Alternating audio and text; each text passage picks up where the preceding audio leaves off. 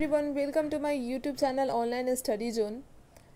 आज हम कंप्लीट करेंगे वो जो पहले वाला चैप्टर बायोलॉजी का पढ़ा था क्लास 12th का, उसको आज हम आगे देखेंगे। हमने उस वीडियो में पढ़ चुका था बाइनरी फिजन तक। दिन आज हम बाइनरी फिजन मल्टीपल फिजन से फिर से एक बार देख लेते हैं। बाइनरी फिजन क्या होता है कि एक सेल जो है वो डिवाइड होता है दो इक्वल हाफ में और जो है वो रैपिडली ग्रो कर जाता है एडल्ट में। देन ये होता है पैरामेशियम में, एमीबा में, जो हमने लास्ट वीडियोज़ में इसकी फिगर्स भी देखे थे। देन मल्टीपल फिजन की बात करते हैं। Multiple fission the splitting of parent cell into numbers daughter cell each of which grow into a adult. मतलब कि पेरेंट सेल जो है वो बहुत सारे डॉटर सेल में टूट जाता है और सब जो है जल्दी से एडल्ट हो जाता है। फॉर एग्जांपल प्लाज्मोडियम में देखेंगे, और प्लाज्मोडियम में दो तीन या चार, पता नहीं, ऐसे ही चार होते हैं। और जैसे कि प्लाज्मोडियम वाइवैक्स, प्लाज्मोडियम फैल्सिपारम, जो कि आगे के चैप्टर्स में पढ़ने हैं। फिर यहाँ पे दिखाया है कि कैसे न्यूक्लियस है, सेंटर में न्यूक्लियस होता है, फिर बगल में यहाँ पे कॉर्नर टाइप में यहाँ पे सेल है। फिर मल्टीपल फिजन, मतलब फेवरेबल कंडीशन में उसमें मल्टीपल फिजन होता है और फिर जाके क्या होता है कि डॉटर सेल जो है वहाँ से रिलीज़ हो जाता है। अब हम देखते हैं बडिंग के बारे में। बडिंग क्या होता है? बडिंग जो है वो अनइक्वल डिवीज़न है। बडिंग दो तरह के होते हैं, इंटरनल बडिंग, एक्सटर्नल बडिंग। और यहाँ पे ईस्ट के बारे में, तो in east the division is unequal. East में क्या होता है कि जो डिवीज़न है वो अनइक्वल होता है। और small bud are produce that remain attach initially to the parent cell. Small bud जो है वो प्रोड्यूस होता है बट वो अटैच होता है पेरेंट सेल से, और इवेंट के दौरान वो क्या होता है कि सेपरेट होता है और नया ऑर्गेनिज्म बना लेता है, नया ईस्ट ऑर्गेनिज्म बन जाता है। सो आई रिपीट कि ईस्ट में जो है वो अनइक्वल डिवीज़न होता है। स्मॉल बर्ड प्रोड्यूस होता है जो अटैच्ड रहता है अपने पेरेंट सेल से, और इवेंट्स के दौरान वो क्या होता है कि सेपरेट होता है, मैच्योर होकर नया ईस्ट बनाता है, न्यू ईस्ट ऑर्गेनिज्म बनता है। और बर्डिंग इन ईस्ट इज़ कॉल्ड टोरुलेशन। जो ईस्ट में बर्डिंग होता है उसको हम लोग टोरुलेशन भी कहते हैं। और हेपेटाइटिस बी का वैक्सीन जो है वो ईस्ट से ही प्रोड्यूस होता है। और डिवाइडिंग टाइम जो है ईस्ट का वो 90 मिनट्स है।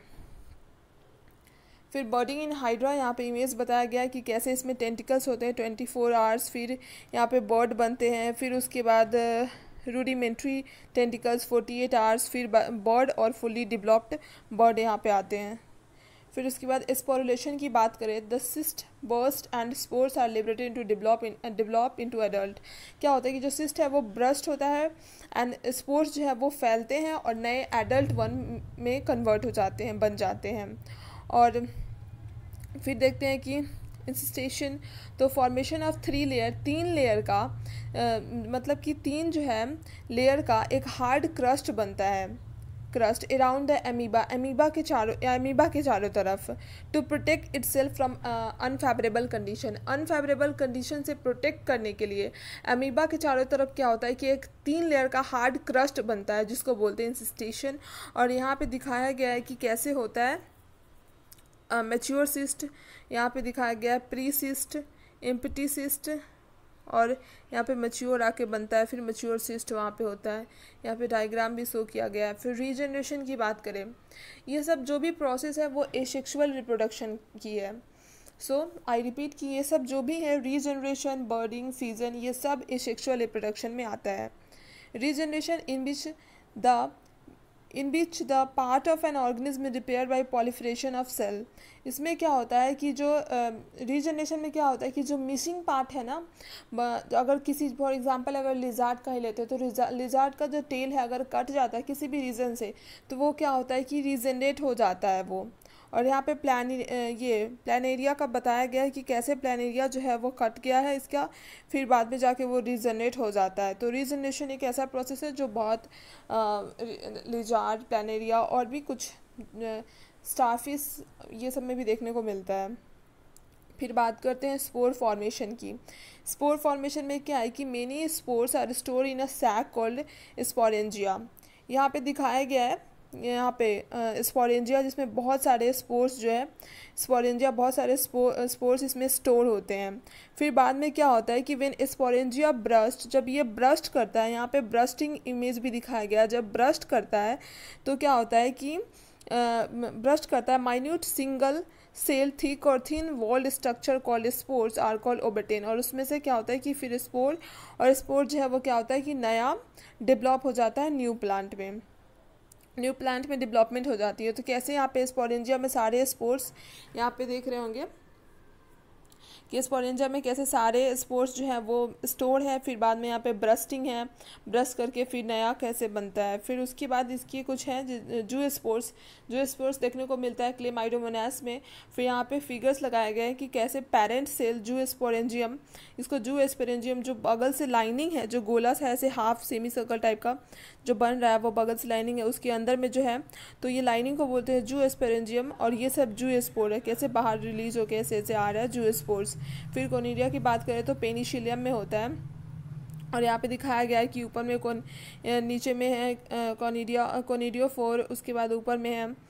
फिर गेम्यूल्स की बात करें तो गेम्यूल्स स्पंज। फिर यहाँ पे एग्जांपल्स डायग्राम शो किए गए हैं कि ऊपर में माइक्रोपाइलेजन है, फिर आउटर मेम्ब्रेन है, फिर ये जो अंदर वाला पार्ट है वो इनर मेम्ब्रेन है। फिर हम बात करते हैं फ्रैगमेंटेशन की। Fragmentation in which the parent body break into 2 or more fragments, जिसमें पेरेंट का बॉडी जो है 2 या 2 से ज़्यादा फ्रैगमेंट में टूटता है, and each fragments grow into a new individual. जैसे कि यहाँ पे दिख रहा है कि 2 पार्ट में टूटा और ये जो दोनों पार्ट है वो नया इंडिविजुअल्स में ग्रो हो जाएगा। इसका एग्जाम्पल है स्पाइरोगायरा। और यहाँ पे दिखाया गया है कि न्यूक्लियस है, फिर उसके बाद सेप्टम है, फिर नीचे में आता है जो स्पाइरल टाइप का बना हुआ है वो है स्पाइरल क्लोरोप्लास्ट। और ये स्पाइरल है ना, स्पाइरल कॉपीज़ में भी आता है, स्पाइरल बाइंडिंग भी हम लोग बुक में कॉपी में ऐसे आते हैं, तो वह स्पाइरल टाइप का है। तो इसमें क्या होता है कि जो नया इंडिविजुअल में ग्रो कर जाता है। फिर हम देखते हैं vegetative propagation. It is a mode of reproduction in which new plants are formed from vegetative part of the plant like root stem। तो ये एक ऐसा है रिप्रोडक्शन का मोड जिसमें नए प्लांट जो है मतलब कि क्या है कि किसी दूसरे प्लांट्स के स्टीम से और रूट से दूसरे प्लांट आते हैं। फॉर एग्जांपल हमने कभी रोज़ का भी देखा ही होगा, फिर देन स्टीम से लगता है।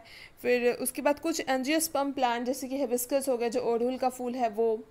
तो ये सब जो फूल है ना, इसमें वैसे वेजिटेटिव प्लांट्स प्रोपेगेशन होते हैं।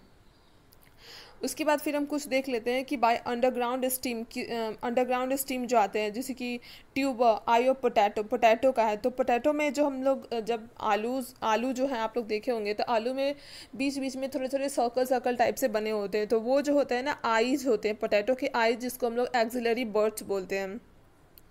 और पोटैटो ट्यूबर्स यहाँ पे फिगर में दिखाया गया, पोटैटो प्लांट्स में जो नीचे वो दिखाया गया है।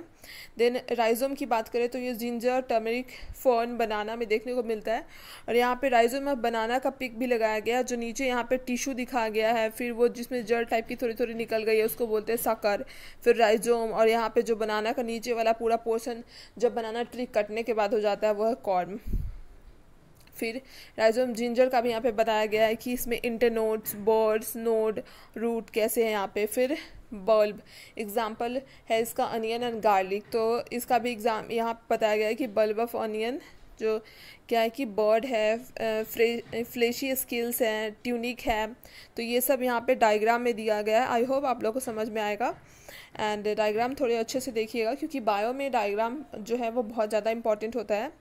Their fleshy leaf contain reserve food. और हम लोग देखते हैं कि जब भी अनियन या फिर गार्लिक जब नया नया आता है, जब सीजन रहता है, तो उसके ऊपर में एक ग्रीन कलर का कुछ फ्लेसी लीव्स ऐसे निकला रहता है। तो वो क्या करता है कि कंटेन रिजर्व फूड, उसमें फूड मतलब कि वो जो फ्लेसी लिप होता है कंटेन रिजर्व फूड।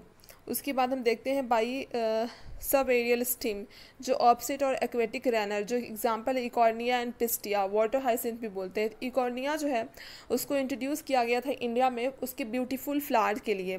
उसकी जो लीफ, उसका जो लीफ था ना, उसका बहुत बड़ा बड़ा टाइप से बहुत खूबसूरत लीव्स, और उसके फ्लावर जो हैं ब्लू कलर के देखने को मिलते थे। और Eichhornia is also called the terror of Bengal और world most problematic aquatic weeds. तो ये टेरर ऑफ बंगाल भी इसको बोलते हैं। यहाँ पे पिक्चर में लगाया गया है कि यहाँ पे पर्पल टाइप में इसका फ्लावर है और ये इसकी लिप्स बहुत ही खूबसूरत है। देन यहाँ पे उसके डायग्राम को भी बताया गया है, वहाँ पे इसकी डायग्राम को भी बताया गया है कि कैसे है। और उसके बाद फिर यहाँ पे आते हैं, हम देखते हैं ये ओपुंसिया का भी यहाँ पे लगाया गया है, जिसको हम लोग बोलते हैं ओपनसिया, यहाँ पे उसके रूट्स को ऑप्सेट को दिखाया गया है। फिर बाद में यहाँ पे फिर number 5 by aerial shoot example sugarcane and opuntia. अच्छा, ये ऊपर वाला जो है ना वो ओपनसिया नहीं था, ऊपर वाला जो इकॉर्निया के साथ जो था, इकॉर्निया के साथ जो था वो था पिस्टिया, पिस्टिया था। तो ये वाली, सॉरी, ये वाला जो इमेज है वो पिस्टिया का है। और by aerial shoot, by aerial shoot में आता है शुगर केन और ओपनसिया, ओपनसिया। तो शुगर केन में ये आता है शुगर केन ओपनसिया। यहाँ पे शुगर केन की इमेज दिखाई गई है। और देन यहाँ पे क्या है कि ओपनसिया का डायग्राम दिखाया गया। वो कैक्टस टाइप का प्लांट होता है ना जिसमें फूल भी निकलते, एक नॉर्मल जो हम लोग अपने घर में लगाते हैं जिसमें फ्लावर नहीं आते, बट दूसरा वाला जो फ्लावर एक में, दूसरा वाला जो कैक्टस टाइप का जो आता है प्लांट, उसमें जिसमें फूल आते हैं बहुत अलग अलग, किसी में पिंक भी आते हैं, किसी में रेड टाइप के भी आते हैं। तो ये है ओपनसिया का डायग्राम। आई होप आपको अच्छा लगा हो। देन अगर आपको समझ आया हो, अच्छा लगा हो और भी वीडियोस चाहिए, then like share and subscribe. Thank you.